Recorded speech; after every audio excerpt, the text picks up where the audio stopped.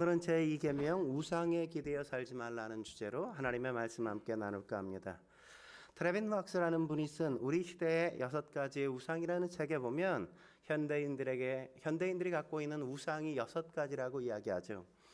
뭐가 있을까요? 나 자신, 그리고 성공, 여러분들이 좋아하는 돈, 그리고 레저, 성, 권력, 이런 것들이 현대인들이 갖고 있는 우상이라고 이야기하죠. 우리 사회도 또 하나의 우상들이 즐비하게 생기는 걸 우리가 확인할 수 있지 않습니까? 2000년대를 넘어서면서 우리 사회가 우상 공화국이 되어가고 있지 않습니까? 아이돌 공화국, 우리가 이렇게 이야기하죠. 요즘엔 어떤지 모르겠는데 한때 아이돌 걸그룹이 무려 200개 이상이나, 걸그룹만 200개 이상이나 있었다고, 200그룹 이상이나 있었다는 거 아십니까? 아이돌이 뭡니까? 아이돌이란 언어적으로 말하면 눈에 보이는 어떤 이미지나 형상을 가리쳐 아이돌이라고도 이야기하지만 철학적으로는 우상을 아이돌이라고 이야기한단 말이죠.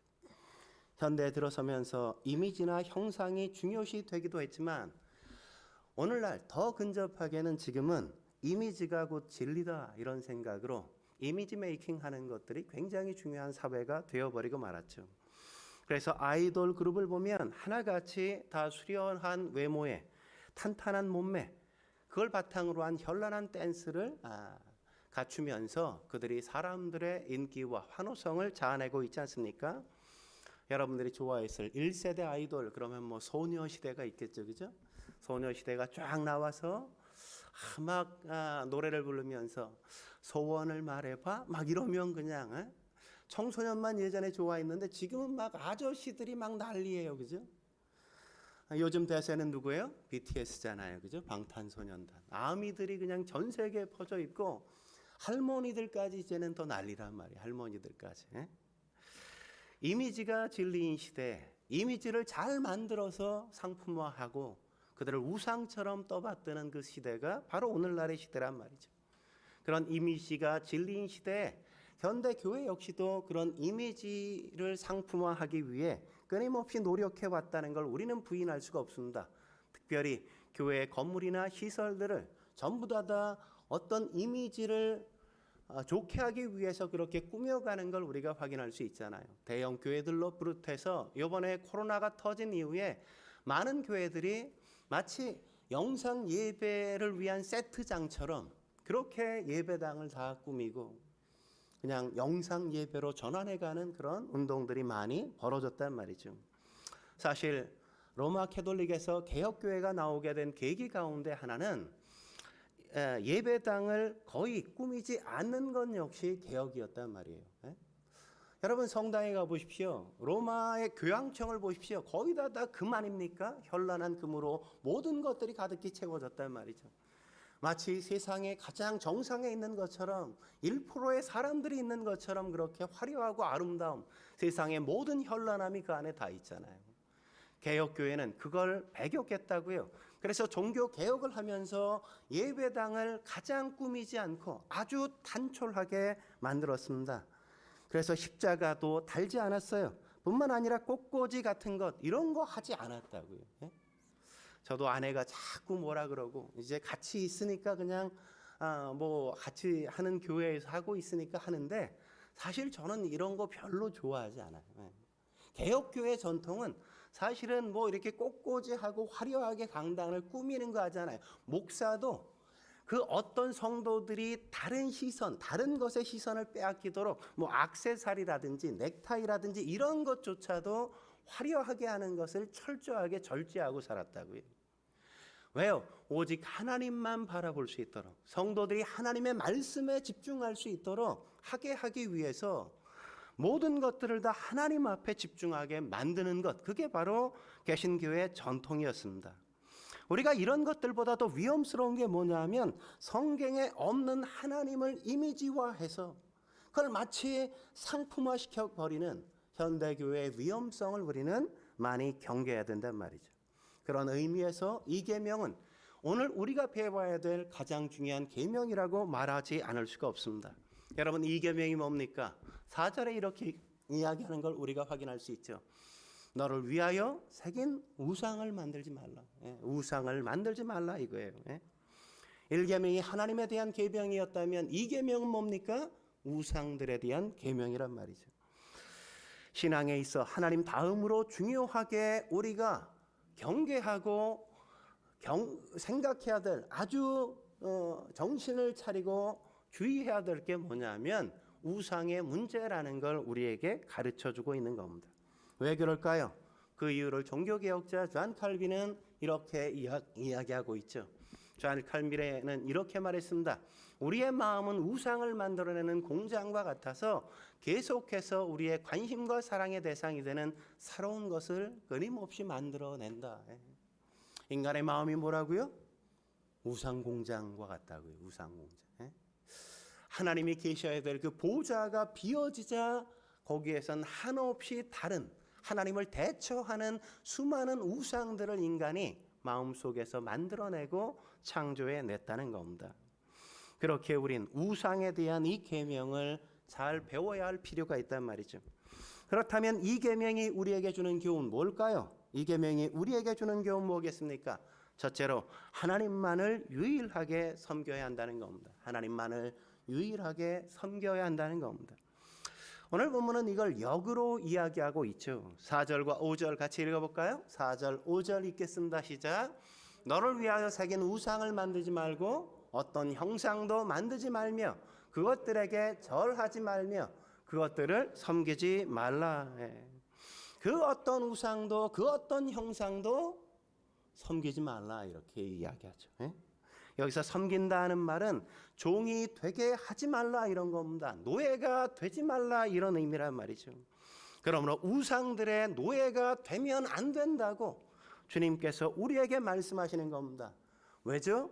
애굽 땅에서 종되었었는데 육체적으로만이 아니라 정신적으로 영적으로 노예였었는데 너희를 내가 해방시켜 하나님의 백성이 되게 하지 않았냐. 근데 어떻게 다시 우상의 노예로 너의 인생을 전락시킬 수 있냐 이런 거죠. 그래서 우리 성경엔 잘 번역되어 어감을 잘 살리지 못했지만 성경 이 구절을 성경 원어대로 제대로 번역하면 절대로 우상들의 노예가 되지 말라 이런 거예요. 나 자신을 절대로 아주 강력하게 강조하는 겁니다. 절대로 너희 자신을 우상들의 노예가 되지 않게 하라 이런 겁니다. 여러분 자식이 우리의 자녀들이 개를 우상을 만들어서 형상을 만들어서 그것에 절하고 그것에 매여 그것에 맨날 그냥 절하고 막 이렇게 예배하고 산다면 여러분 마음 어떻겠습니까? 핸드폰의 노예가 되고 게임의 노예가 되어버리고 마약의 노예가 버리고 살아간다면 부모의 마음이 어떻겠어요? 하나님께서 예수 그리스도의 피값으로 우리를 죽음에서 죄에서 해방시켰는데 다시 우리가 우상의 노예가 되어버린다면 그 자리로 돌아간다면 하나님의 마음이 어떻겠냔 말이죠. 개가 자기가 토한 것을 도로 먹는 꼴 아니겠습니까? 그렇지 않고 우리가 하나님을 섬겨야 한단 말이죠. 하나님을 섬기기 위해 그렇다면 어떻게 해야 될까요? 우리는 두 가지를 주의해야 돼요. 첫째는 우상이나 형상을 만들지 말아야 한단 말이죠. 우상이나 형상을 만들지 말아야만 합니다. 4절에 보면 두 번이나 그렇게 이야기하지 않습니까? 4절 다시 한번 읽어볼까요? 시작. 너를 위하여 새긴 우상을 만들지 말고 어떤 형상도 만들지 말며. 뭘 만들지 말라고요? 우상 만들지 말고 형상 만들지 말라 이렇게 이야기하죠. 그죠? 이 두 단어는 비슷한 것 같지만 약간의 차이가 있어요.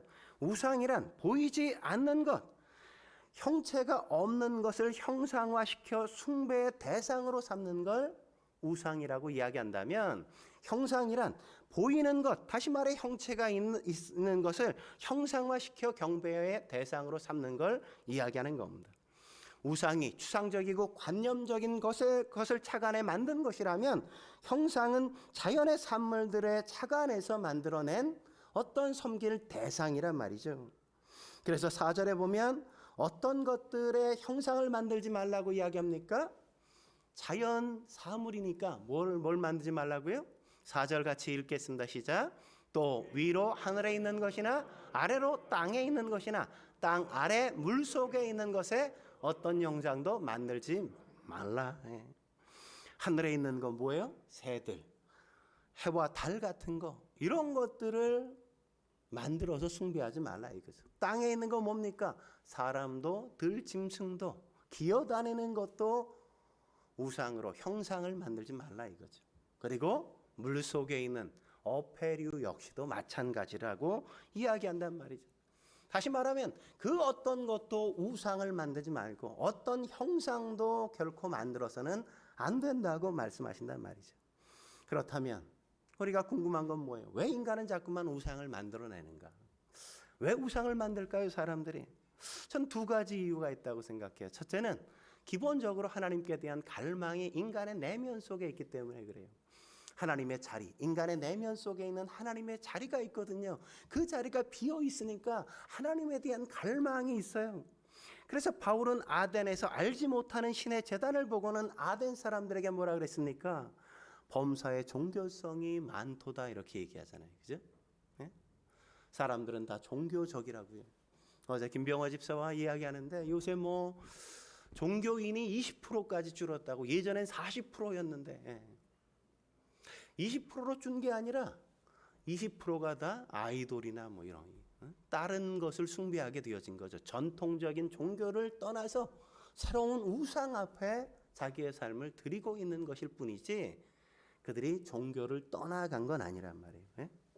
하나님을 추구하지만 하나님을 알 길이 없자 방황하게 되어지고 알지 못하는 신이라도 우리가 섬기자 이렇게 되어버렸단 말이죠. 왜 우상을 만들까요? 그걸 만드는 이유 또 하나는 인간이 해결할 수 없는 수많은 문제들을 삶에서 경험하고 있기 때문이란 말이죠. 그래서 초자연적인 실제를 찾고 초자연적인 능력을 필요로 하기 때문에 그 앞에 나아가 엎드리게 되어지는 겁니다. 멕시코의 마야족 같은 경우 뱀을 신으로 그래서 섬긴다고 하지 않습니까? 왜냐하면 장렬하는 태양의 열대 지역에선 무엇보다도 필요한 게 바로 비이기 때문에 그렇단 말이죠. 그러다 보니까 비에 대한 갈망이 뭐예요? 비처럼 길쭉하게 생긴 전혀 비와 상관이 없는 뱀을 비가 길쭉하게 내린다고 생각해서 길쭉한 뱀을 신으로 섬겼다고요. 뱀을 신으로 섬기면 비를 내려주실 거라고 생각했기 때문에 그렇단 말이에요. 애굽 사람들 역시 마찬가지죠. 그들이 왜 우상을 섬겼습니까? 그들 역시도 그들이 섬기고 있는 신이 병을 고쳐주고 풍요를 가져다주고 재앙을 맞아다주고 그리고 적으로부터 우리를 보호해주고 우리를 풍요롭게 만들어줄 거라고 생각하기 때문에 그것들을 섬기는 거잖아요. 현대인들 역시 마찬가지죠. 내가 섬기는 그 신들이 나를 만족시켜주고 나에게 기쁨을 가져다 줄 것이라고 생각하기 때문에 그렇단 말이죠. 그런데 문제는 뭡니까? 이스라엘 백성들이 애굽 땅을 나왔지만 그들이 들어갈 가나안 땅에 역시도 거기에도 우상들이 있다고요. 바알이 있고 아세라가 있어요. 그래서 하나님께서 뭐라고 말씀하세요? 너를 위하여 우상을 만들지 말라. 너를 위하여 우상을 만들지 말라고 말씀하신다고요. 그런 것들이 너의 건강을, 너의 가정을, 너의 성공을 보장하는 게 아니란 말이죠. 그리고 무엇보다 하나님을 금송아지처럼 만들어 형상화해 인간이 만든 다른 신들처럼 하나님을 제한하고 하나님을 조종하고 하나님을 부리려 드는 위험성에서 너희가 꿈도 꾸지 말아라 이렇게 하나님께서 말씀하시는 겁니다. 우리는 우리의 우상들을 자꾸만 부리려고 하잖아요. 무당이 그런 역할을 하는 거 아닙니까? 무당이 귀신들을 달래가지고 이렇게 부리려고 하잖아요. 그러니까 다른 우상들을 그렇게 우리가 부리려고 조종하려고 하니까 마치 하나님조차도 내가 마음껏 조종할 수 있을 것이라는 착각을 하게 되어진다고. 그것처럼 하나님을 만홀히 여기는 건 없는 겁니다. 하나님은 결코 하찮은 분이 아니란 말이죠. 두 번째, 하나님을 섬기려면 어떻게 해야 됩니까? 우상이나 형상을 만들어 경배의 대상으로 삼으면 안 된단 말이죠. 경배의 대상으로 삼으면 안 된다고요. 그래서 5절에 뭐라고 이야기하죠? 5절에 그것들에게 절하지 말라 이렇게 이야기하죠. 우상의 신상을 제조만 하지 말라는 게 아니라 우상을 숭배의 대상으로 결코 삼으면 안 된다고 이야기하는 겁니다. 여기서 절하다라는 말은 엎드리다, 몸을 굽히다, 존경하다 이런 의미란 말이죠. 전제군주에서 절한다는 건 복종한다는 거예요. 그에게 소속되고 귀속된다는 의미가 그 속에 있는 거란 말이죠. 그렇게 전제군주에게 내가 소속해 그에게 복종하게 되어지면 그가 나의 안전을 보장해 주잖아요. 그런데 우리가 우상에게 절한다고 우상을 경배한다고 그가 우리의 안전을 보장해 줄까요? 우리의 삶을 지켜줄까요? 결코 아니란 말이죠. 우상을 만들고 절하게 되어지면 섬기게 되어지면 어떤 결과가 있다고 이야기하죠? 오늘 보면 5절에 이렇게 이야기하는 걸 우리가 볼 수 있죠. 5절 같이 읽어볼까요? 시작. 나를 미워하는 자의 죄를 갚되 아버지로부터 아들에게로 3, 4대까지 이르게 하거니와. 우상을 만들고 절하는 걸 뭐라고요? 죄라고 이야기하고 그걸 또 뭐라고요? 나를 미워하는 거라고 이야기하잖아요. 우상을 만들고 그것을 섬기는 것, 그거는 나를 미워하는 거야. 나를, 하나님을 미워하는 거예요. 여기서 미워한다는 말은 단순히 감정적인 미운 감정을 갖는 정도가 아니라 증오한다, 혐오한다, 싫어한다, 적으로 간주한다 이런 의미예요. 우상을 섬기는 것, 그것은 하나님을 증오하는 거라고요. 하나님을 혐오하는 거라고요. 하나님을 적으로 삼는 것으로 하나님께서 여기시고 간주한다고요. 그래서 그게 죄라고 말씀하시는 겁니다. 그래서 그 죄를 어떻게 하세요? 갚겠다 이렇게 말씀하시죠. 어떻게 갚으신다고 하세요?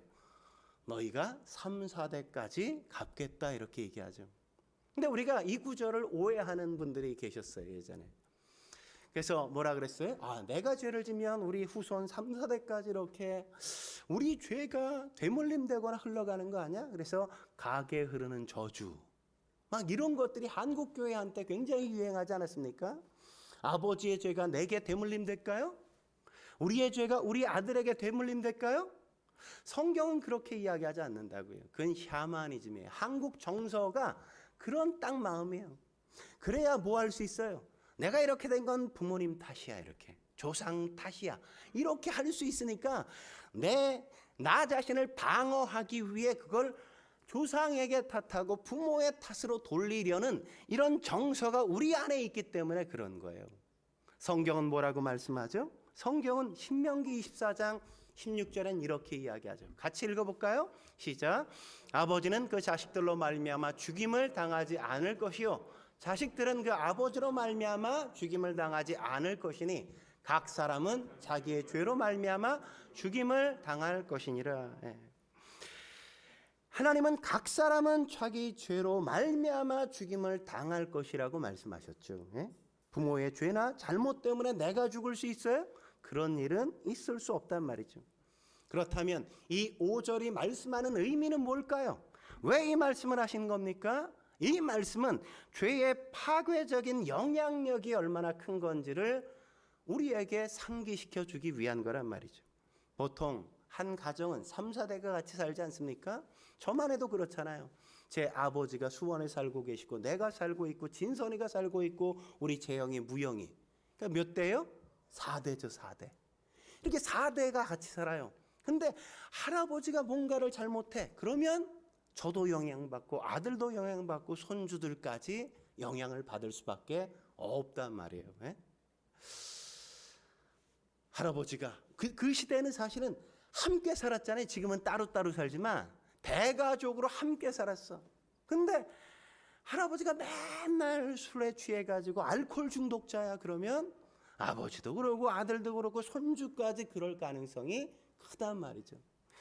할아버지가 맨날 그냥 아내를 두들겨 패, 마누라를 맨날 두들겨 패. 그러면 그걸 보고 자란 아들이 또 결혼해서 아내를 두들겨 패고 그 손주도 또 그럴 수밖에 없다고요. 할아버지가 늘 아내에게 말하는 게 거칠어. 그냥 쌍욕을 막 했대. 그냥 그렇게 무시해. 그러면 그 아들도 아내에 대해서 그렇게 거친 말로 무시하고 가치 없이 여기고 막 그럴 수밖에 없는 환경이 되물림 된단 말이에요. 되물림 된다고요. 보고 그렇게 학습할 수밖에 없는 문화가 그 안에서 일어날 수밖에 없다고요. 그러므로 우린 그런 우상을 섬기는 것을 철저하게 경계해야 한단 말입니다. 오직 우리가 하나님을 섬겨야만 우리의 가정과 가문의 가풍이 아름답게 함께 형성되어지고 건강한 가정과 건강한 사회가 함께 만들어질 수 있단 말이죠. 한 걸음 더 나아가 제2계명이 우리에게 주는 교훈은 뭘까요? 두 번째, 하나님을 변함없이 사랑해야 한다는 겁니다. 하나님을 변함없이 사랑해야 한단 말이죠. 6절에 뭐라고 말씀하세요? 6절 초반에 그러잖아요. 뭐요? 나를 사랑하고. 나를 사랑하면 어떻게 해요? 천대까지 은혜를 베풀리라 이렇게 말씀하세요. 하나님께서 우리에게 천대까지 은혜를 베풀어 주길 소망하십니까? 그렇다면 어떻게 해야 돼요? 내가 하나님을 사랑해야 한다고요. 사랑해야 돼요. 근데 재미난 게 뭐냐면 여기 사랑이라는 단어가 너무 놀라워요. 이 사랑이라는 단어가 우리가 흔히 기억하는 단어 뭐가 있어요? 히브리어 가운데 뭐가 있어요? 하나님의 사랑, 헤세드가 있잖아요. 근데 헤세드를 사용하지 않고 여기서 쓰인 단어는 아하브라는 단어가 쓰였어요. 이 아하브라는 단어는 남녀 간의 애정, 육체적인 사랑을 의미하는 단어예요. 하나님에 대한 사랑, 나를 사랑하라 이렇게 요구하는데 왜 이 단어를 의도적으로 쓴 걸까요? 왜냐하면 이성 간의 사랑만큼 배타적이고 독점적인 사랑이 없기 때문이란 말이죠. 이성 간의 사랑은 그 어떤 제3자의 개입을 불허한단 말이에요. 제3자가 우리 사이에 끼는 걸 허락하지 않아요. 하나님께서 지금 뭐라고 말씀하는 겁니까? 내가 너를 사랑하고 너가 날 사랑하는데 이 관계 속에 그 어떤 사람도 결코 끼어들게 하지 마. 이렇게 하나님께서 이야기하는 겁니다. 내가 널 사랑할 때 다른 누군가를 상상하지 않아. 누군가를 염두에 두지 않아. 나는 오직 너밖에 바라보지 않아. 너가 나의 전부고 너가 나의 전부인 사랑이야 라고 말씀하시는 거예요. 그러면서 하나님 역시도 너희 역시도 내가 너희의 사랑으로 그렇게 존중받고 싶어 이렇게 요구하시는 거란 말이죠. 우리는 이렇게 반문하지 않습니까? 아니 하나님 내가 하나님을 90% 사랑해요. 10% 그냥 바알을 섬기는데 돈을 좀 좋아하는데요.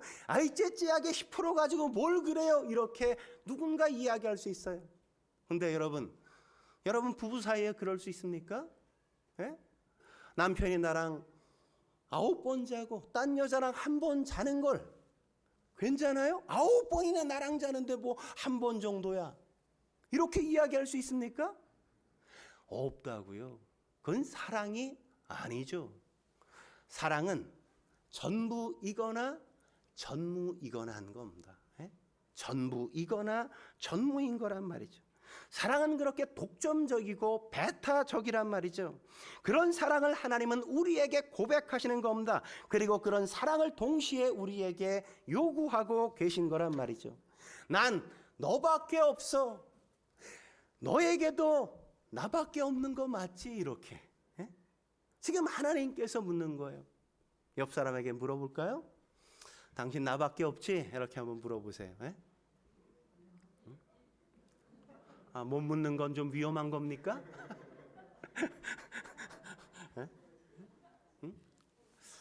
하나님도 그걸 원하신다고요. 나밖에 없는 너희였으면 좋겠어. 그래서 5절에 뭐라고 말씀하세요? 5절에 이렇게 말씀하시잖아요. 나의 하나님 여호와는 뭐라고요? 질투하시는 하나님인지 나를 미워하는 자의 죄를 갚겠다 이렇게 말씀하시죠. 하나님을 사랑하거나 하나님을 사랑하지 않거나 하나님을 사랑하지 않는 건 뭐라고요? 하나님을 미워하는 거라고요. 하나님을 사랑하지 않는 사람, 그 사람은 하나님을 미워하는 자로 하나님께서 여기신단 말이죠. 그래서 하나님은 하나님 자신을 질투하시는 하나님이라고 자기를 소개하는 겁니다. 여러분, 이 질투란 개념은 반드시 전제되는 개념이 있어요. 그게 뭐냐면 사랑이라는 관계가 전제되는 겁니다. 하나님이 우리를 질투하신다는 건 다시 말하면 내가 누군가에게 눈길 하나 주는 것조차도 하나님이 질투를 유발하게 해요. 하나님의.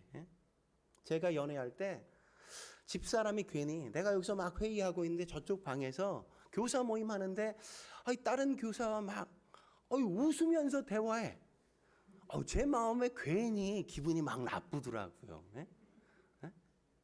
뭐 여러분은 뭐 그런 사랑을 안 한 것처럼 그러잖아요. 예? 내가 사랑하는 그 사람이 다른 누군가에게 그냥 이쁜 눈빛을 주는 것조차도 난 그게 싫어 막. 그 막 내 마음에 불타는 막 질투가 일어나. 하나님이 그렇다는 거예요. 십계명을 주신 하나님, 이 십계명 속에 뭐가 담겨 있어요? 질투하시는 하나님의 사랑이 절절히 담겨 있는 거란 말이에요. 그래서 예수님도 이 십계명을 마태복음 22장 37절에 이렇게 요약하시지 않습니까? 뭐라고요? 예수께서 이르시되 내 마음을 다하고 목숨을 다하고 뜻을 다하여 주 너의 하나님을 사랑하라 하셨으니. 이 말은 이전에 뭘 전제로 하는 겁니까? 나 하나님은 내가 마음을 다하고 목숨을 다하고 뜻을 다해 너희를 사랑해. 그러니까 너희도 나를 그렇게 사랑할 거지? 라고 우리에게 요구하시는 거란 말이죠. 아멘이십니까? 네. 그런데 이 질투엔 또 하나의 중요한 개념이 여기에 담겨 있어요. 그건 바로 열정과 정열이란 말이죠. 사랑하면 만나고 싶지 않습니까?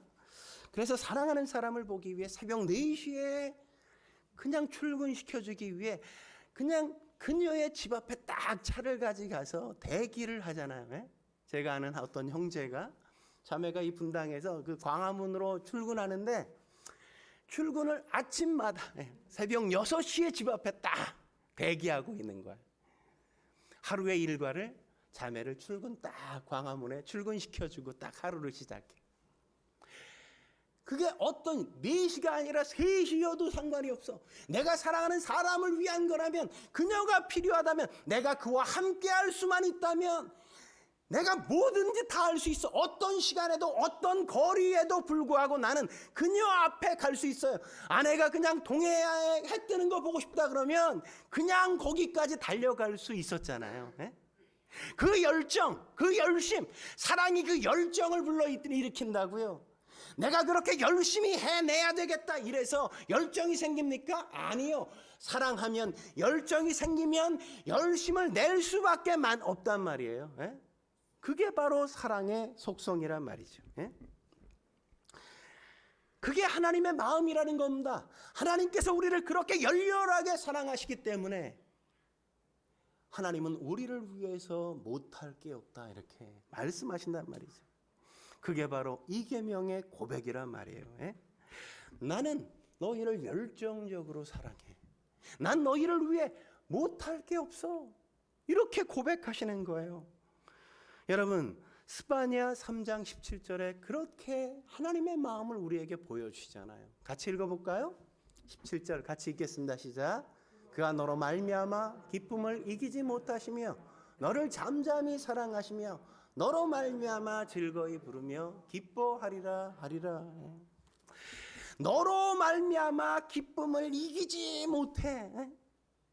기쁜데 이걸 기쁨을 어떻게 감출 수 없다고요? 감출 수 없어. 너를 보면 그냥 내 안에서 사랑이 그냥 막 솟구쳐 올라. 너 때문에 즐거움과 기뻐하는 걸 어떻게 감출 수 없다고요. 우리가 그러잖아요. 이든이를 보면, 여름이를 보면, 우리 하연이를 보면, 아이들을 보면 그냥 깨물어주고 싶고, 그죠? 막 어떻게 안아주고 뭐 어떻게 막 해주고 싶은데, 이쁜 걸 사랑하는 걸 어떻게 표현하고 싶은데 표현이 안 되잖아요. 눈에 넣어도 아프지 않을 것 같은 그런 마음. 그 마음이 하나님이 우리를 향한 마음이라고요. 심장이라고요. 나 때문에 어쩔 수가 없어. 막 어떻게 할 수가 없어. 하나님이 기뻐서. 그 마음이 바로 하나님의 마음이에요. 옆 사람을 보며 다시 한번 인사 나눠볼까요? 당신이 그런 분이었어요. 이렇게 함께 인사해 보겠습니다.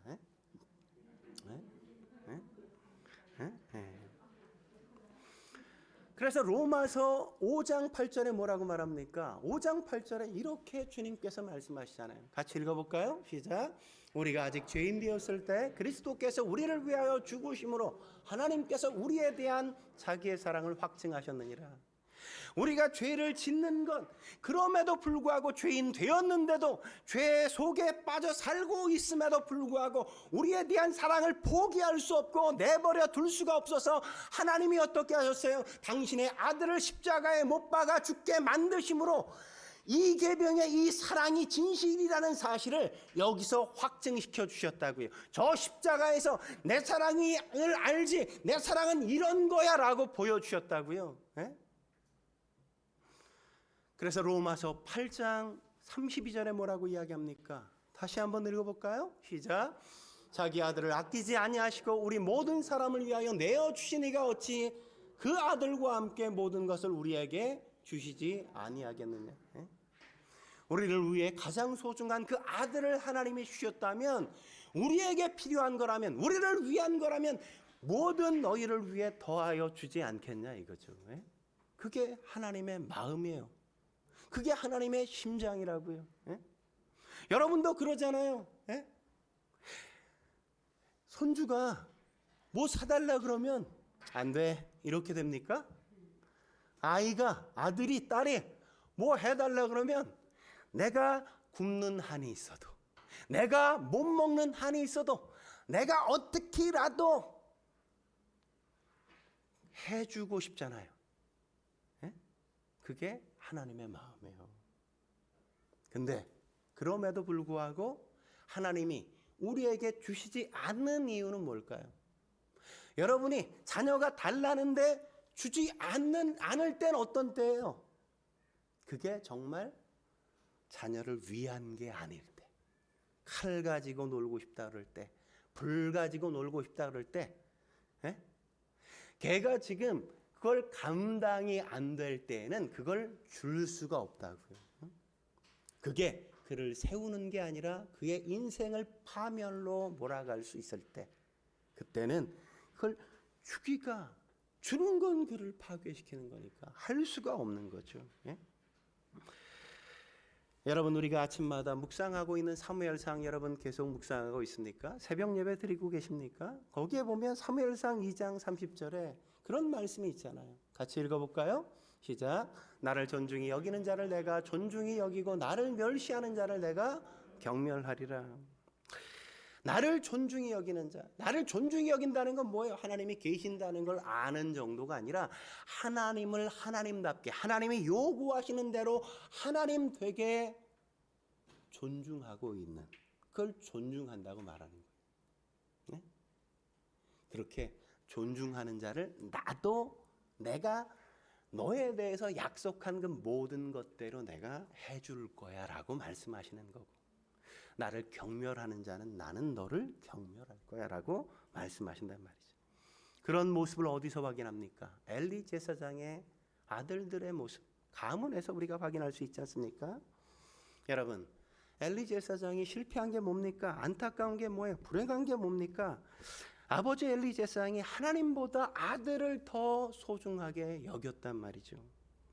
아버지의 그릇된 사랑 때문에 아들들이 나중에 망나니가 되어버리고, 하나님께서 그래서 전쟁터에 나가서 그냥 죽을 수밖에 없는 환경 속에 내어버려 둘 수밖에 없었다고요. 여러분, 자녀를 사랑하지 말라는 얘기가 아니죠. 사랑의 질서가 무너지면 안 된다는 걸 이야기하는 겁니다. 하나님을 사랑하고 그 다음에 배우자를 사랑하고 그 다음 순서가 자녀를 사랑하는 거여야죠. 하나님의 말씀을 듣고 배우자의 말을 듣고 그 다음에 자녀의 말을 듣는 것이지, 자녀가 그 모든 것들을 무너뜨리고 죄의 윗자리에 서면 그 자녀는 이제 망난이라고요. 망난이. 그러므로 우리가 이 사랑의 질서를 잘 지킬 수 있어야만 하는 겁니다. 마지막으로 이 계명이 우리에게 주는 교훈은 뭘까요? 하나님의 말씀을 준행해야 한다는 거죠.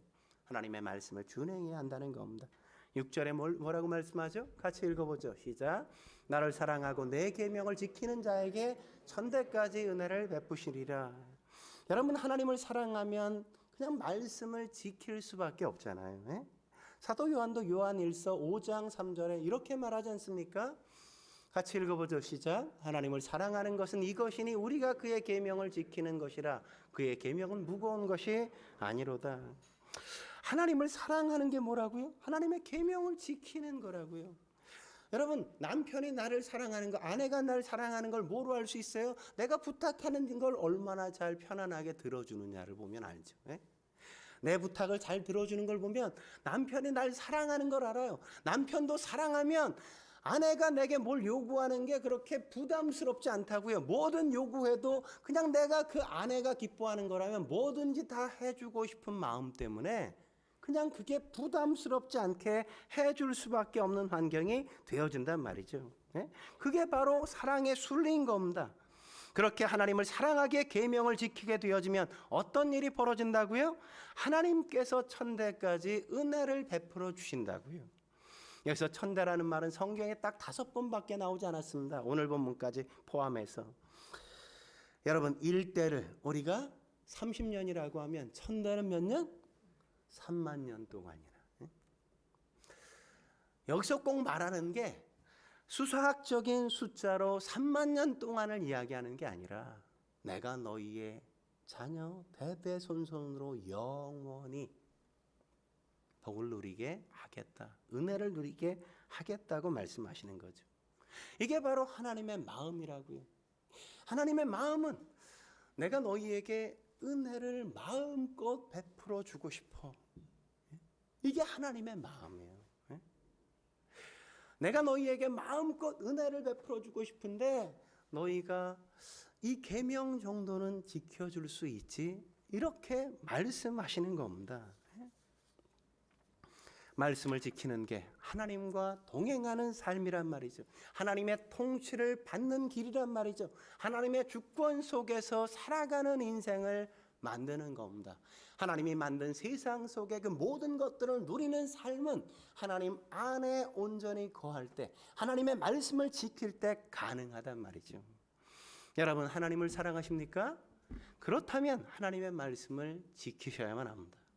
여러분, 자녀들에게 하는 말 가운데 그 어떤 말도 자녀를 무너뜨리려고 하는 말이 없잖아요. 네?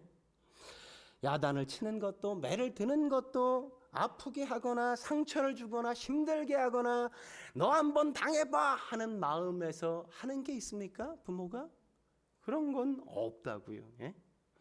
그렇게 해서라도 내 자녀가 바르게 서고 사람들에게 인정받고 건강한 인생을 살아가는 성인이 될 수 있으면 좋겠다는 마음 때문에 그렇게 하는 것이지 다른 이유는 하나도 없다고. 하나님의 마음이 그렇단 말이에요. 사랑하기 때문에 잔소리처럼 늘 말씀하신다고요. 러시아의 대문호인 도스토옙스키의 아버지는 전직 육군 군의관이셨어요. 근데 굉장히 난폭했답니다. 알코올 중독자였어요. 아버지가 지방에 작은 농토를 구입했는데 다른 농노들과 다툼이 벌어지고 그게 커져서 도스토옙스키가 16살에 농노들에 의해 아버지가 살해되는 장면을 눈앞에서 목도하게 되어졌어요. 그것 때문에 그는 간질병에 걸리게 되었습니다. 나중에 28살에 반역죄로 그는 사형수가 됐고 사형장으로 끌려가기 위해 시베리아로 가는 열차에 오를 수밖에 없었어요. 시베리아로 가는 그 열차 속에서 장교의 아내가 부인이 자기의 품에 갖고 있었던 성경 한 권을 전해줘서 그것을 받게 되었고 그는 감옥에 가서 할 일이 없잖아요. 그래서 그는 절망 속에 빠져 그냥 성경을 읽기 시작했습니다. 근데 그 성경을 읽으면서 예수님을 만나게 되어진 겁니다. 삶의 소망이 가슴 속에 일기 시작한 거예요. 그래서 그 형 미하일에게 보내는 편지에 그는 그렇게 썼어요. 형, 나는 다시 태어났어. 나는 이제 최고에 이를 거야 라고. 그리고 그는 또 이런 고백을 했어요. 누가 내게 그리스도가 진리가 아니라고 증명한다 할지라도 나는 예수님과 함께 살 거야 이렇게. 그런데 놀라운 사실은 뭔지 아십니까? 그러니까 사형 언도를 받고 그가 사형이 집행되어지는 그 2분 전에 황제의 사면령이 내려져서 그가 사형당하지 않게 되었어요. 그는 제2의 인생을 살게 된 겁니다. 그는 기독교 작가라는 위대한 인생길을 거기서 그는 다시 시작할 수 있었단 말이죠. 그렇습니다. 성경을 보면 소망이 생겨요. 예수님을 만나면 새로운 인생을 살게 됩니다. 예수님을 만나면 제2의 인생이 펼쳐지는 겁니다. 하나님의 말씀 속에 평안이 있어요. 기쁨이 있습니다. 말씀 속에서 새로운 소망을 우리가 꽃피우며 살아갈 수 있단 말이죠. 그러므로 사랑하는 성도 여러분, 말씀을 붙드셔야만 합니다. 단순히 그냥 말씀을 읽는 것에 그치지 마시고, 읽는 것도 굉장히 잘하는 거지만 읽는 것을 넘어서 말씀을 묵상할 수 있어야 돼요. 시편 1편 2절에 뭐라고 이야기합니까? 이렇게 말하잖아요. 오직 여호와의 율법을 즐거워하여 그 율법을 주야로 묵상하는 것이로다. 여러분, 묵상한다는 말이 어떤 말이에요? 묵상한다는 말을 유진 피서스는 이 책을 먹으라는 그 책에서 이렇게 이야기했어요. 그 어느 날 집에 가다 보니까 자기가 키우는 사냥개가 사슴 뒷다리 뼈 하나를 잡고는 그렇게 맛있게 그냥 이렇게 막 핥아 먹더래요. 막 뜯어 먹는데 하얀 뼈가 그냥 하얗게 들어온, 새하얗게 변할 정도로 그렇게 먹고 또 먹고 또 먹고 또 빨고 또 빨고 또 빨고. 그게 바로 여기서 묵상한다는 말의 의미라고요. 여러분, 우리가 이든이에게 제가 망고 주스 딱 갖다가 딱 주면 어떻게? 딱 잡고 맨 마지막 나올 때까지 쭉쭉쭉쭉쭉쭉 누가 불러도 뭐 한눈은 안 팔잖아. 요걸 놓을 생각을 하지 않아. 그냥 그것에 집중해. 그것만 전적으로 바라보고 음미하며 맛보는 거. 그게 바로 묵상한다는 의미예요. 여러분, 기독교는 우상이나 형상의 종교가 아니라 말씀의 종교입니다. 이 말씀을 지킴으로 천대까지 은혜를 누리는 저와 여러분의 인생, 여러분의 가문이 되어지길 주의 이름으로 축원합니다. 함께 기도하시겠습니다. 거룩하신 하나님 아버지, 오늘도 주님 앞에 나와 엎드려 예배하게 하시니 감사합니다. 우리의 인생 속에 있는 수많은 우상들, 우리가 하나님보다 더 사랑하고 하나님과 우리 사이에 가로막고 있는 그 어떤 것들, 그 모든 것들을 우리가 주님 앞에서 제거해 나갈 수 있도록 주여 도와 주옵소서. 우리의 마음속에 있는 욕망을 잠재우게 하시고 다른 그 욕망들을 주님 앞에 내어드릴 수 있도록 주여 도와주사 오직 주님만을 사랑하며 주께서 주시는 축복을 우리의 인생 속에 마음껏 받아 누리는 삶 살아갈 수 있도록 주여 도와 주옵소서. 오늘도 우리의 삶 속에 그렇게 역사하사 하나님 한 분만 사랑하고 살게 하실 주님을 기대하며 예수님의 이름으로 감사하며 기도드립니다. 아멘.